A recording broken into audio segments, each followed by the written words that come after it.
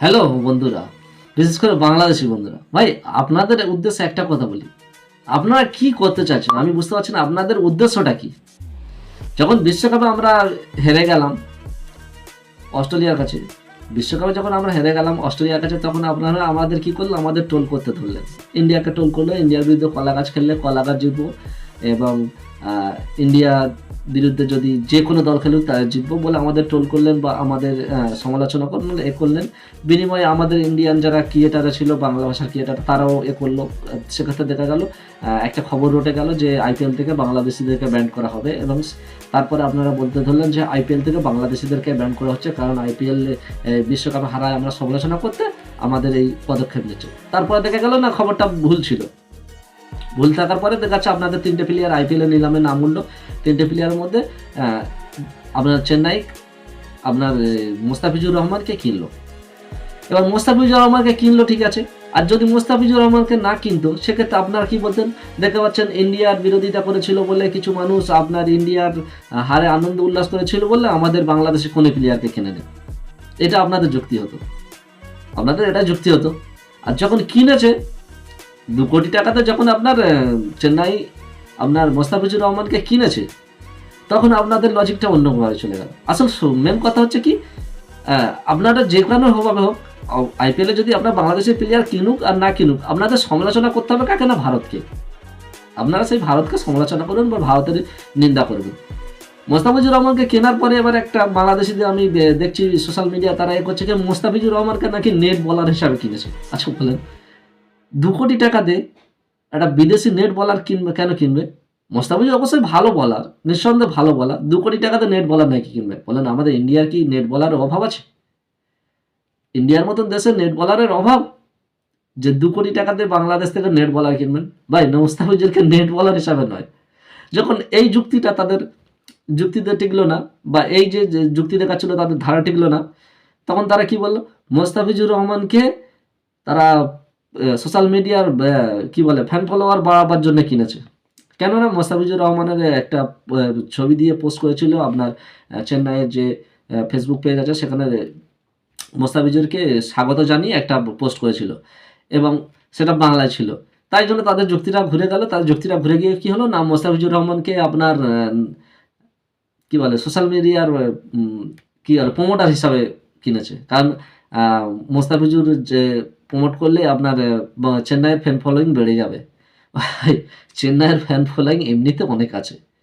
বিশেষ করে মহেন্দ্র সিং ধোনির জন্য চেন্নাইয়ের ফ্যান ফলোয়িং অনেক আছে।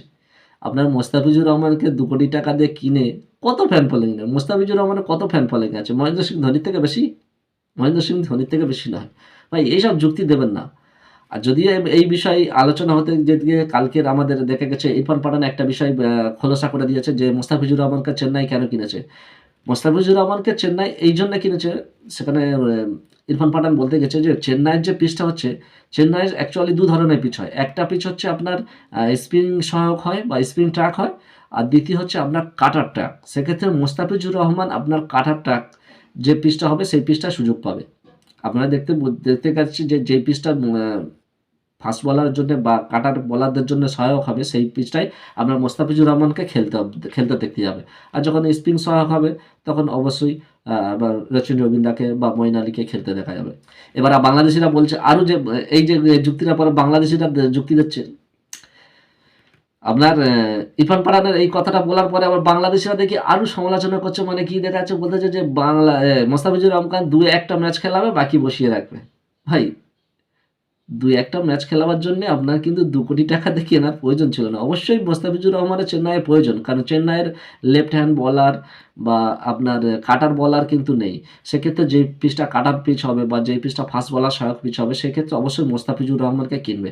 আর দেখুন, মোস্তাফিজুর রহমানের বেস্ট প্রাইস ছিল 2 কোটি টাকা। মোস্তাফিজুর রহমানের 2 কোটি টাকা বেস্ট প্রাইস। সেক্ষেত্রে চেন্নাই প্রথম বলি লাগায়, নিলামের নাম ওঠার সঙ্গে সঙ্গে চেন্নাই বলি লাগায়।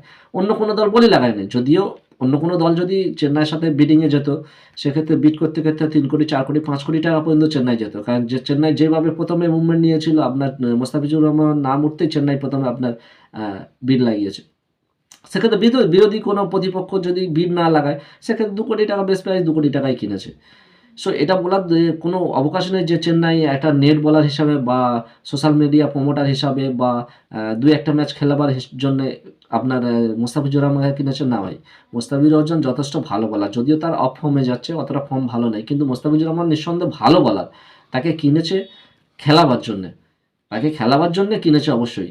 যেই ম্যাচে তাকে খেলাবার প্রয়োজন মনে করবে, কারণ ধোনির বিরুদ্ধে এই যে মোস্তাফিজুর রহমান ধোনির সাথে খেলবে, ধরুন ধোনির সাথে খেলার পরে মোস্তাফিজুর রহমানের এক তো প্রতিভা আছে, আর মহেন্দ্র সিং ধোনির ট্রেনিংয়ে আরও দুর্দান্ত প্রতিভাবান হয়ে যাবে, কারণ পরবর্তীতে আপনাদের বিশ্বকাপে টি-20 বিশ্বকাপে দেখবেন আমার মোস্তাফিজুর রহমানের পারফরমেন্স কতটা হয়, কারণ ধোনির সংস্পর্শ থেকে আরও নিখার হয়ে যাবে।